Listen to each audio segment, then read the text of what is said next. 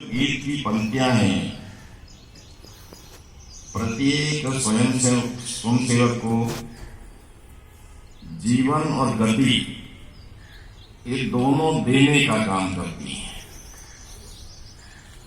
मैं संघ का स्वयंसेवक हूं, तो कौन से संघ का स्वयंसेवक हूं?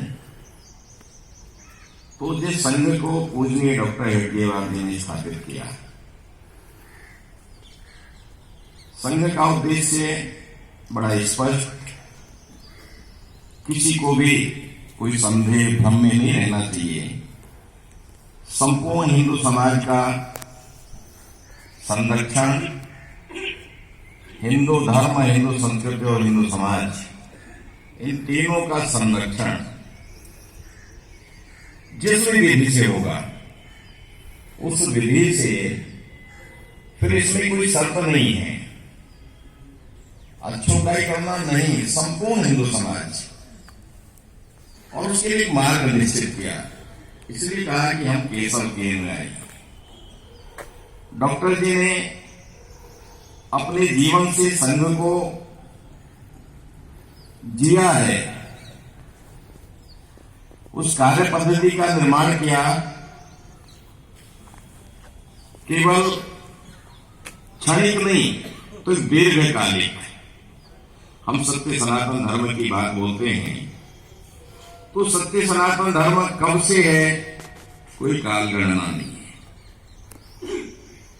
और इसलिए जब सत्य सनातन धर्म का मैं अंग हूं, तो ये धर्म, ये सनातन धर्म, इसकी परंपराएं, इसकी मान्यताएं, इनके लिए क्षणिक विचार क्यों करना, तो दीर्घकालिक विचार। और इसलिए क्योंकि आज पूज्य डॉक्टर जी का वर्ष प्रतिपदा को जन्मदिन भी होता है।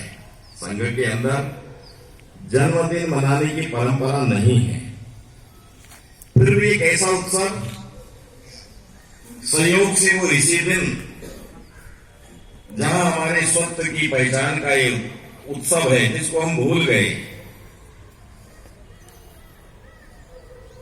उस विस्मरण को, भ्रम को याद कराने वाला ये वर्ष प्रतिपदा का उत्सव, अर्थात विक्रम संवत, इसी दिन डॉक्टर जी का जन्म हुआ।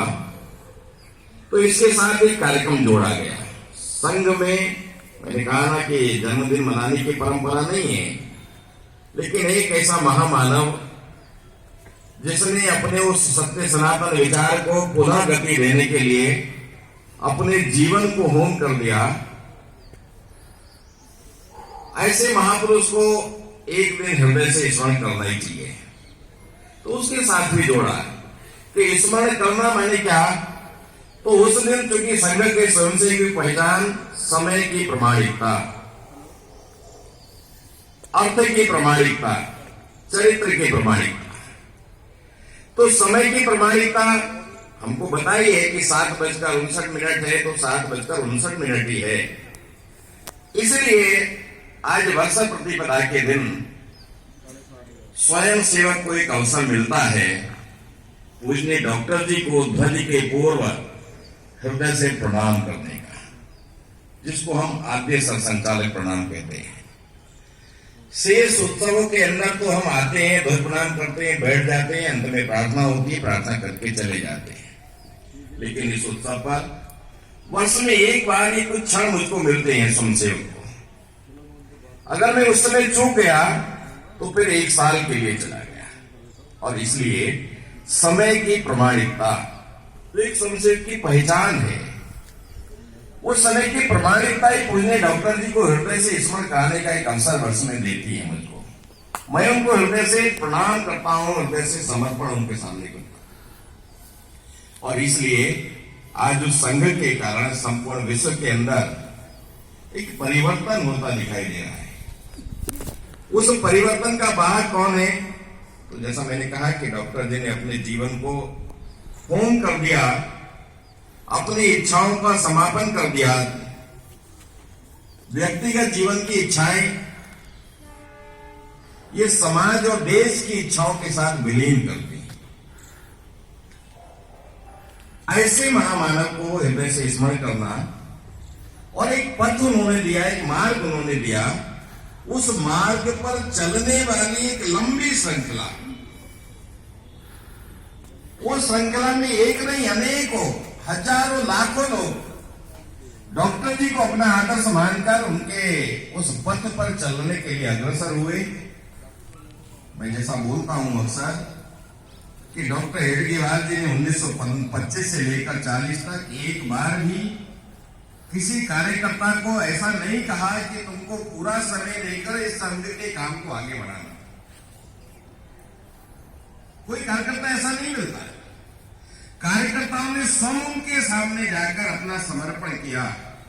उनके हृदय के अंदर धड़कने वाली वो देशभक्ति की, समाज भक्ति की और धर्म भक्ति की जो एक ज्वाला धड़कती थी, उसके ताप से स्वयंसेवक उस ताप को सहन करते हुए उस ताप के प्रभाव में आकर स्वयं समर्पण करना, मैं इस काम को कहां जाकर कर सकता हूं। ऐसा जीवन जीने वाले डॉक्टर हेडगेवार, उनके द्वारा स्थापित संघ आज संपूर्ण देश ही नहीं तो दुनिया के लिए एक शोध का विषय बना। आज सारी दुनिया इस सत्य सनातन धर्म को, हिंदुत्व के इस विचार को स्वीकार कर इसके साथ चलना चाहती है और चलना नहीं तो इस विचार को जीना चाहती है। दुनिया के अनेक देश उनका हम अध्ययन कर सकते हैं। दुनिया के अनेक देशों की निगाहें, अनेक देशों का विश्वास ही हम पर जगा है और इसलिए आज के इस अवसर पर जहां अपनी परंपराओं का, संस्कृति का, अपने महापुरुषों का स्मरण कर उन पर गर्व और गौरव करने का दिन है। तो ये गर्व और गौरव कौन करेगा? तो ये मुझे करना होगा, पहले मैं करूंगा। और इसलिए संपूर्ण विश्व को दिशा देनी है तो दिशा देने वाला मुझको बनना है। आज इस परिवर्तन को दुनिया देखना चाहती है, उस परिवर्तन का माध्यम मुझे ही बनना पड़ेगा। उस परिवर्तन का माध्यम मुझे अग्रसर बनकर बनना पड़ेगा। और इसलिए कुछ विषय इस सामाजिक परिवर्तन की दृष्टि से, क्योंकि आज वैसे तो 22 मार्च को है, लेकिन हम आज 3 दिन पहले इस उत्सव को मना रहे हैं। तो आज ही हमारा नववर्ष है। तो नववर्ष माने नया उमंग, किसके लिए? नया उत्साह, नया रक्त संचार, किसके लिए? तो अपनी उस महापुरुषों के लिए, संस्कृति के लिए, धर्म परंपराओं के लिए, उन पर मुझे चलना है। मैं भाषण देने वाला नहीं, डॉक्टर जी भाषण नहीं दिए। डॉक्टर जी की जो अपेक्षा थी, अपेक्षा को स्वयं उन्होंने जीकर दिखाया। और इसीलिए मैं जब कहता हूं कि उन 15 वर्षों में 25 से लेकर 40 तक किसी कार्यकर्ता को बोलने की आवश्यकता नहीं पड़ी। उनके जीवन को देखकर अपना समर्पण करने का काम। तो मैं मुझको देखकर ये समाज के अंदर कुछ परिवर्तन, संघ का 70 वर्ष है, 100 वर्ष होने वाले।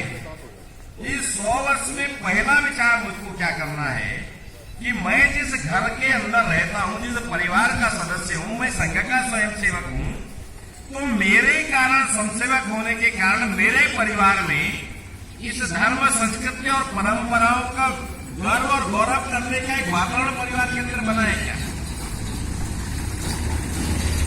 ये परिवर्तन का काम अपने घर से शुरू होने वाला है। सामाजिक परिवर्तन का जब विषय आता है, उस परिवर्तन का माध्यम मुझे बनना है, तो उसकी छोटी इकाई मेरा परिवार है। तो उस परिवार के अंदर मैं संघ का स्वयंसेवक हूं। मेरे परिवार के अंदर मेरी परंपराएं, मेरी मान्यताएं, मेरे जो महापुरुष हैं, उनके प्रति गर्व और गौरव, अर्थात मेरे कारण मेरे परिवार में कोई परिवर्तन दिखाई देता है। यहां से इस सामाजिक परिवर्तन का प्रारंभ होता है। मनसा वाचा कर्मणा, मन वचन और कर्म, इन तीनों के साथ समन्वय करते हुए जब मैं आगे बढ़ता हूं तो समाज मेरे पीछे चलता है। मैं समाज को पीछे चलाने वाला नहीं, समाज की विकृतियों को मेरे माध्यम से, अर्थात मैं वो दर्पण बनकर, जो दर्पण बिना बोले बिना संकेत के व्यक्ति के बाह्य आवरण को व्यवस्थित करा देता है, वो बोलता नहीं है दर्पण, फिर भी मैं उसके सामने बार बार जाकर खड़ा होता। क्यों? वो बोलता नहीं, इंगित भी नहीं करता, फिर भी क्यों जाता? तो वो दर्पण मेरे बाह्य आवरण को व्यवस्थित करने के लिए मुझको मेरा वास्तविक प्रतिबिंब दिखाता है। ऐसे मेरी जो वाणी है, मेरा जो मन वचन, मेरा जो व्यवहार है, वो व्यवहार मेरे अंतर्मन के अंदर कौन सी अग्नि धड़क रही है, उसका आभास ये परिवार और आजू बाजू में रहने वाले लोगों को कराता है। इसलिए बाह्य में तो आंतरिक व्यवस्था को परिवर्तन करने का माध्यम, और इसलिए संघ के द्वारा जो संघ आज परिवर्तन का वाहक बना है, जिस संघ के कारण केवल संघ नहीं है, इस देश के अंदर अनेकों धार्मिक सामाजिक संगठन काम कर रहे हैं, अपने अपने विषय को लेकर काम कर रहे हैं, उनके मिशन को लेकर काम कर रहे हैं, और इस सामाजिक परिवर्तन के अंदर जो वातावरण बना है, उस वातावरण में उनका भी बड़ा योगदान है। लेकिन हमारी जो लाइन है, हमारी जो दिशा है, उसमें धर्म, संस्कृति और समाज, हम तीनों का समन्वय करके तीनों को साथ लेकर आगे बढ़े। और इसलिए सामाजिक परिवर्तन के कुछ बिंदु इस संगठन की ओर से निश्चित किए गए। उस परिवर्तन, मैंने कहा कि आज नव वर्ष है, तो जैसे जन्मदिन पर हम अगले वर्ष क्या करेंगे, ऐसा ही संकल्प लेकर आगे बढ़ते हैं। तो इस हिंदू नववर्ष पर, विक्रमी संवत पर भी जो 2080 शुरू होने वाला है, इस विक्रमी संवत में मेरे क्या संकल्प होंगे, मुझे क्या करना है, तो सामाजिक परिवर्तन की दृष्टि से संघ की ओर से शताब्दी वर्ष है, कार्य का विस्तार तो होना ही होना है। उस कार्य के विस्तार करने वाले कार्यकर्ता के अंदर एक गुणात्मक वृद्धि चाहिए, समय का पालन और बहुत सारे विषय। तो लेकिन ये कार्यकर्ता नहीं, कार्यकर्ता तो माध्यम बनेगा। इसलिए समाज के अंदर जिन परिवर्तनों को लेकर हमने बढ़ना है, ऐसे कुछ बिंदु संगठन की ओर से हमको आने वाले 2 वर्षों के लिए, और ये 2 वर्षों के लिए प्रारंभ से है, लेकिन इन 2 वर्षों में इन बिंदुओं को हम जीकर दिखाएं। शताब्दी वर्ष में कोई बड़ा कार्यक्रम नहीं होने वाला। मेरा बड़ा कार्यक्रम में मैंने 4 दुर्गुणों को छोड़कर 2 अच्छे सद्गुण अपने अंदर और परिवार के अंदर विकसित किए। इसलिए पहला विषय आता है सामाजिक समरसता। ये सामाजिक समरसता बोलने का विषय संघ का प्रारंभ से विषय। संघ में कभी जाति को महत्व नहीं दिया, शाखा में आने के बाद हमने कभी जाति नहीं पूछी, हमने उसका नाम, कक्षा, काम, ये 3 ही चीज पूछी। इसलिए सामाजिक समरसता का जो विषय लगातार समाज के अंदर, क्योंकि आने वाले समय में यही एक विषय ऐसा है जो समाज को तोड़ने के लिए विधर्मी और इसको माध्यम बनाना चाहते हैं। सामाजिक समरसता तो मेरे जीवन का अंग है, ये बोलने का विषय नहीं है, व्यवहार का विषय है। संघ के प्रारंभ से लेकर पूज्य गुरुजी से लेकर हिंदू साधना सर्वे किसने बोला, किसकी उपस्थिति में, किसके प्रयास से पूज्य संतों ने बोला, हम सबको स्पष्ट है, पूज्य गुरुजी। हम अनेक उदाहरण देते हैं, बाबा साहब देवरस का उदाहरण देते हैं, पूज्य रजू भैया का उदाहरण देते हैं। घर के अंदर आने वाले संसेवक उनकी जाति अगर पूछी जाएगी तो मैं नहीं करूंगा भोजन। जहां मैं बैठकर भोजन करता हूं, वहां वो भी भोजन बैठकर करेगा।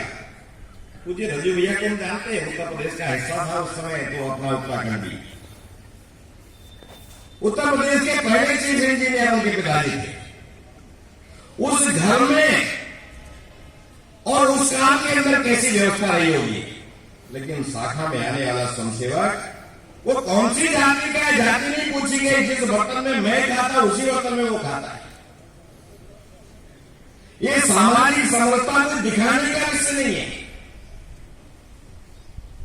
ये सम्मान का विषय नहीं है, ये सामाजिक सहयोग का विषय है, सामाजिक और व्यवहार का विषय है। मेरे घर के अंदर ऐसा कोई दोहरा व्यवहार होता है क्या?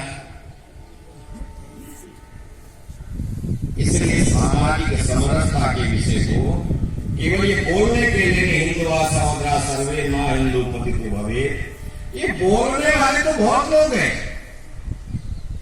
गांधी जी ने 1934 के अंदर वर्धा के शिविर में स्वयं प्रत्यक्ष और अनुभव किया, और इसलिए उन्होंने संघ की चर्चा की। जो काम मैं इतने वर्षों में करना चाहता था, संघ ने वो 8 वर्षों में 9 वर्षों में करके दिखा दिया।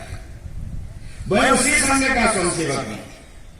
इसलिए सामाजिक समरसता को ये केवल सम्मान करने के लिए, दिखावा करने के लिए नहीं, मेरे और मेरे परिवार के अंदर ये प्रत्यक्ष व्यवहार के अंदर इसका दर्शन होना चाहिए।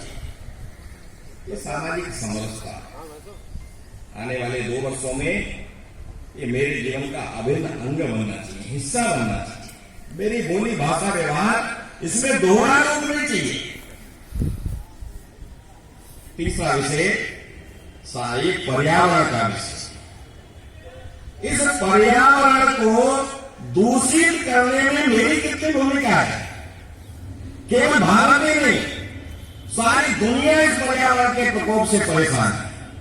सारी दुनिया, केवल संघ नहीं, भारत नहीं।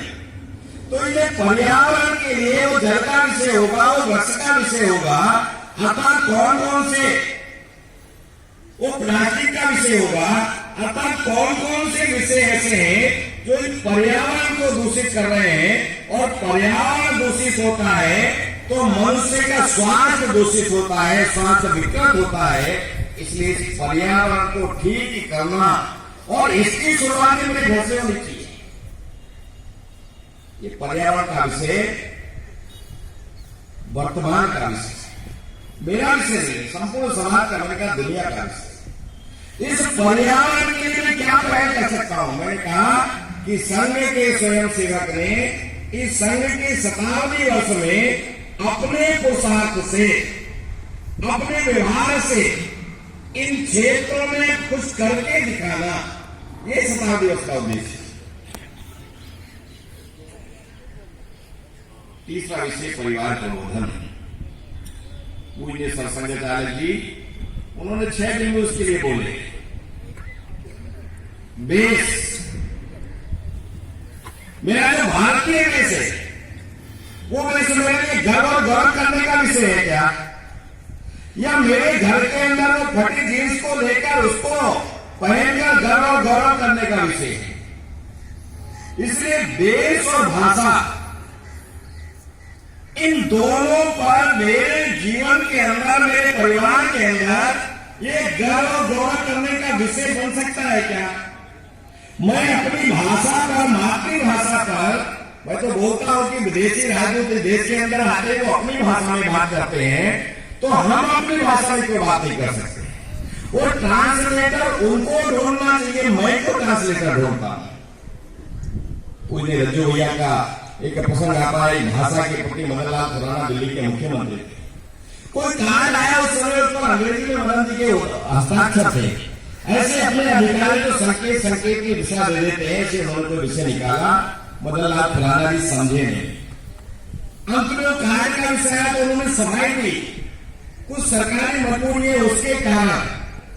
पूज्य रज्जू भैया ने बड़ी सरलता से कहा कि सरकारी प्रशासनिक बाधा हो सकती है, लेकिन मदन लाल के हाथ में जो कलम चलता है, वो कलम तो अपने हस्ताक्षर हिंदी में कर सकता है। उसके लिए कौन सी बाध्यता है? ये मन का विषय है। मैं उसके बचाव के कारण ढूंढता हूं या उसका समाधान शुरू से करता हूं। इसलिए अपनी भाषा पर, अपने देश पर ये गर्व और गौरव हम कर सकते हैं क्या?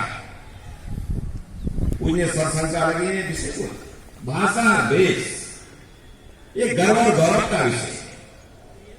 भजन और भवन, आज घर के अंदर कौन से प्रकार का भजन होता है? अपनी संस्कृति में तो हमने कभी भोजन कहा ही नहीं। हमने तो भोजन को प्रसाद कहा है, और जब प्रसाद शब्द निकल जाता है तो प्रसाद में स्वाद नहीं ढूंढा जाता है, और जब स्वाद नहीं ढूंढा जाता है तो स्वास्थ्य भी उत्तम रहता है। ये स्वाद ही शरीर के अंदर विकृति निर्माण करता है। इसलिए आज भारत के अंदर, अमेरिका के अंदर और अन्य देशों में जाकर देखिए, अपने उस भोजन को जब हमने छोड़ा, अनेक प्रकार के व्यवधान, अनेक प्रकार की विकृति, परिवार के अंदर विखंडन प्रारंभ हो गया। अपने भोजन के साथ जुड़ना, प्रसाद के साथ जुड़ना, और प्रसाद के लिए क्या क्या बाध्यताएं होती है? प्रसाद बनता है तो पहले ठाकुर जी को लगाया जाता है, उसके बाद प्रसाद ग्रहण करते हैं। तो मेरा जो भोजन है वो भोजन कैसा होता है? मेरे घर के अंदर कौन सा भोजन बनता है? आज परिवार टूटने का एक कारण है, सप्ताह में नहीं तो सप्ताह में 4 दिन ये होटल में जाकर भोजन करना। अध्ययन करिए आप विदेशों का, जब घर के अंदर भोजन बनना बंद शुरू हुआ तो परिवारों की स्थिति क्या होगी? चौथा शब्द जोड़ा, भजन। ये भजन क्या है? ये भजन केवल राम राम नहीं है, ये तो एक माध्यम है भगवान के साथ जोड़ने का। लेकिन उस भजन के अंदर अपने परिवार की कुल परंपरा कैसी है, मैं किन महापुरुषों की संतति हूं, मेरा धर्म क्या है, मेरी परंपराएं क्या है। सामूहिक बैठकर परिवार में हम रोज नहीं बैठ सकते, सप्ताह में परिवार के साथ बैठकर अपने कुल गौरव की चर्चा कर सकते हैं क्या? अपनी वंश परंपरा की चर्चा कर सकते हैं क्या? तो ये भजन और भोजन, ये बोलने का नहीं, मैं बार-बार इस बात को बोलता हूं, ये मेरे घर के अंदर, मैंने जैसे कहा कि संसेवक मैं हूं, मेरे घर के अंदर कोई संघ का प्रभाव दिखाई देता है। सन 2000 में मैं कई बार इस बात को बोलता हूं, माननीय अशोक बेरी जी थे, उन्होंने केरल का प्रसंग सुनाया। उन्होंने कहा कि कोई ईसाई महिला ये हिंदू धर्म संघ के संकेतों को देखकर प्रभावित हो गई, उसने कहा मैं भी हिंदू बनना चाहती हूँ। 4-6 दिन बाद उनको रोका, बोले भैया सुनो, मुझे हिंदू बनना है। खुश हो गए, हम भी खुश हो सकते हैं, कोई हमसे कहे। लेकिन उन्होंने कहा कि पहले मैं अपने घर को हिंदू बनाना चाहता हूं।